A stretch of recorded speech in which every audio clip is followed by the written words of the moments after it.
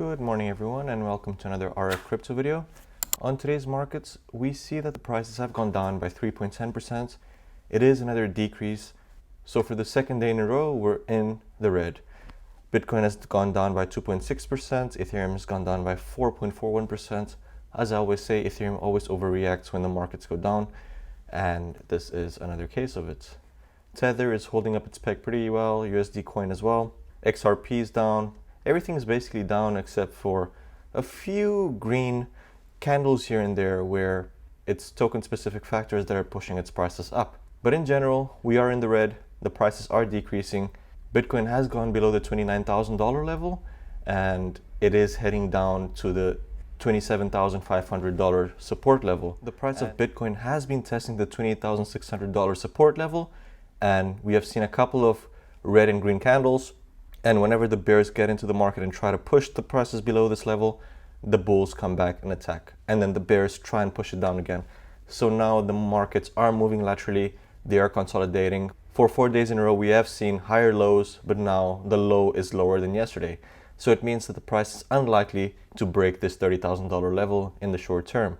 And it will trade laterally, I believe, because looking back at about a week ago, the price is stabilized and now it's trading laterally. It's always trading between these four bands.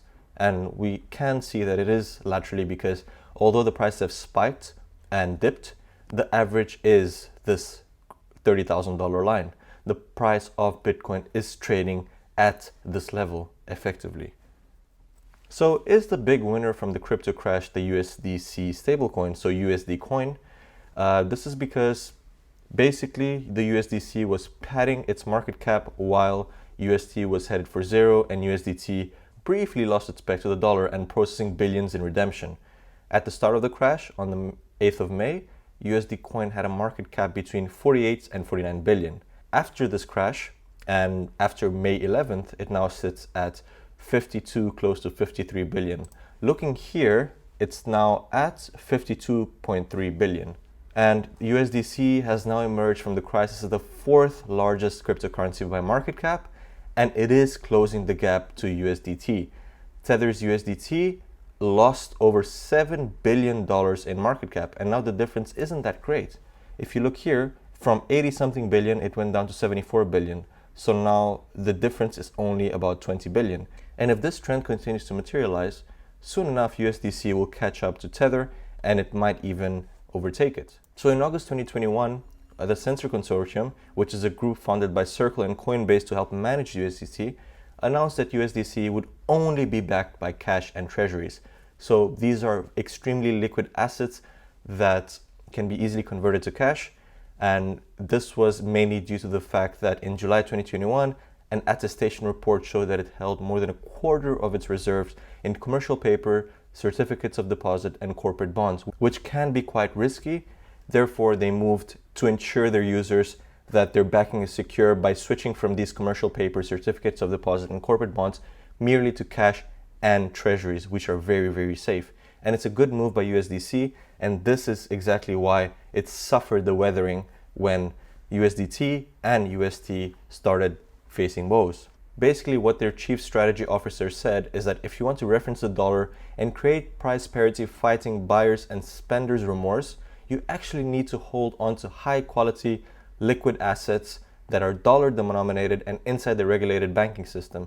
So what they're doing is that they're looking at the regulations that apply to banks, the reserves they have to hold, and they're taking that regulation and applying to their USDC coin. What this means is that whatever the banks hold as collateral or as deposits backing their assets, USDC is doing the same thing and using the same types of assets to back the USDC in circulation. So these are cash and treasuries.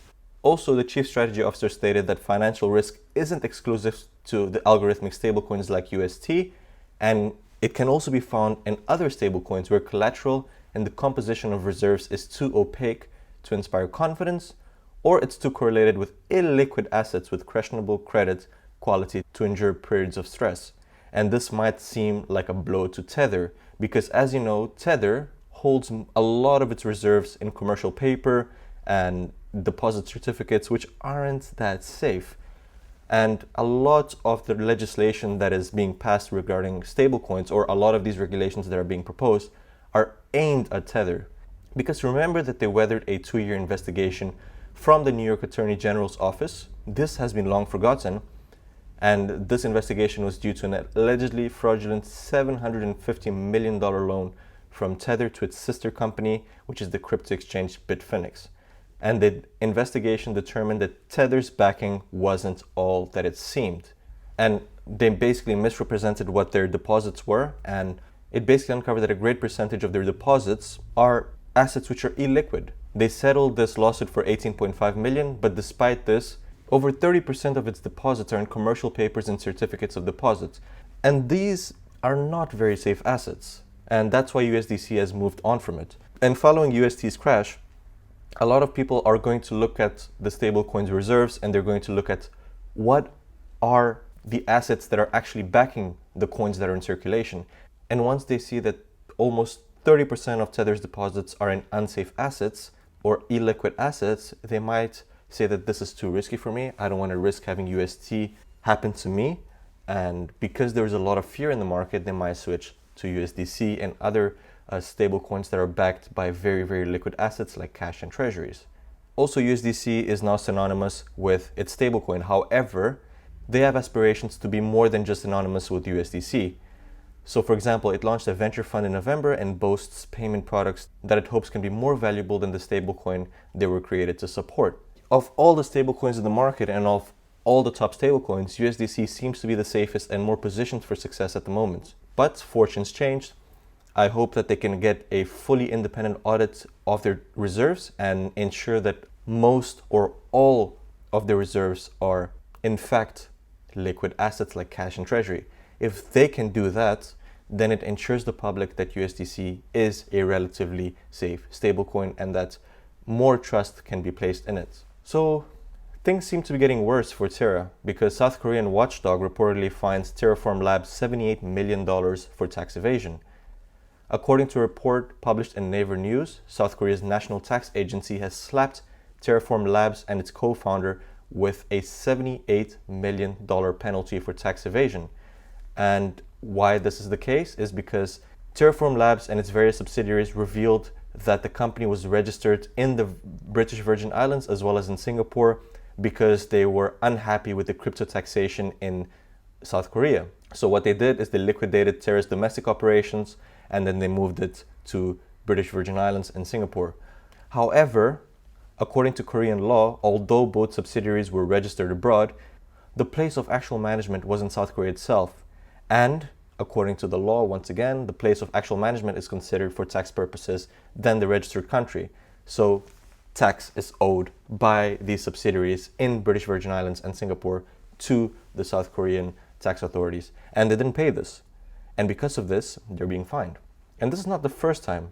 In October 2021, the Virgin Islands subsidiaries of Terra was fined $3.6 million in income tax and $34.7 million in corporate tax. And this is something that keeps on happening, and it seems like they're not learning their lesson. And that brings sort of a question mark to Terraform Labs' authenticity and the transparency of its operations. So Coinbase launches a new crypto think tank to help shape policies. They created the Crypto Native Think Tank to attempt to shape the global conversation around policies for digital assets, also on crypto and Web3 included. So Coinbase tapped its Director of Policy, Herman Wong, to head the institute. She previously served in the Division of Economic and Risk Analysis at the United States SEC, and before that worked at the Department of State.